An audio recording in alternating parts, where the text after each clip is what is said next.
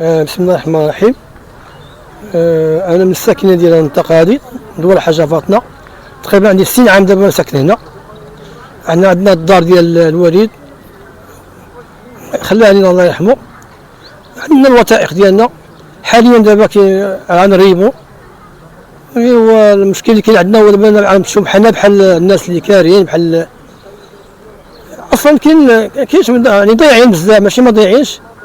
احنا ما عندناش باش نخلصوا بعد هاد الامر ديال الفلوس، ما عندناش يعني سيدي على حسب ما قالوا لنا همايا كسيدي تريب الارض تولي يعني خاويه، غيجي المستثمر ويشري ما عندكم ويخلصكم الثمن اللي كاين في شي باش وعدونا هما السلطه اللي عندهم الملك.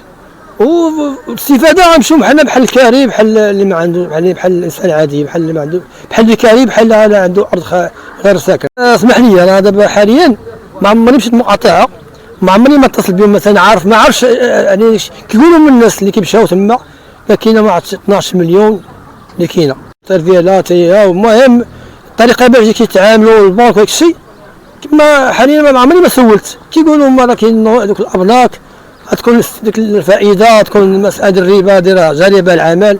حسبنا الحساب اللي مؤخرا لقيت بان قال لك كاينه 9 مليون و40 الف ريال اللي غتزاد على المواطن. يعني عندك مثلا خديتي 10 غتخلص تقريبا 20 سنه تخلص 19 مليون و40 الف ريال. وامر قاصحه. انا كنفضل الانسان مثلا يشوف لنا شي ناس اللي تعاونوا معاه مثلا اللي يتسلف 10 مليون مثلا ويدير معاهم مثلا على مده 5 سنين كل شهر يخلص 40 الف ريال كتحسن من يدخل البنكه. البنك يعني البنك راه دوك الناس غادي يتكافسوا عباد الله، وفي نفس الوقت راه امر ديال الربا راه حرام داكشي. راه بان دابا ما نطلب الله عز وجل يعوضنا، فهمتي؟ دابا كنطلب الله عز وجل يجيب يعني كنطلب الله هو اللي يتصرف في هذا الامر. يعني ما هاد الناس ما تسنى منهم والو. هاد الناس ما بقاش ما صافي ما كنطلبش منه. هو شوف مساله السكن انا عندي دابا انا عندي 60 عام، فهمتي؟ ما عندنا تقاعد لا والو. مساله الكرا باقي كنقلبوا العائله ديالنا كنقلبوا على الكرا. المهم الحباب كاين بعض الناس اللي يقدر يصبروا انه واحد شهر ولا شهرين نطلبوهم غادي يبركوا معاهم شويه جمله فرج. هادشي اللي كاين.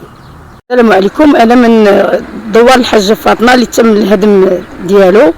انا من الساكنه ديالو. دابا السلطه دارت معنا الله يجازيها بخير، عطاتنا سميتو عطاتنا السكن ديالنا وداك الشيء. ودابا المجموع كامل طالبين لنا 12 مليون باش نخلصوا 2 مليون وريقات وداك الشيء ديال النوطير. والله يجازيهم. احنا دابا انا الساعه كاريه انا من هاد الناس انا معاونين معايا غير الناس الله يجازيهم بخير. نوجد رساله للمقاطعه الله يجازيهم بخير، وسيدنا الله ينصرو.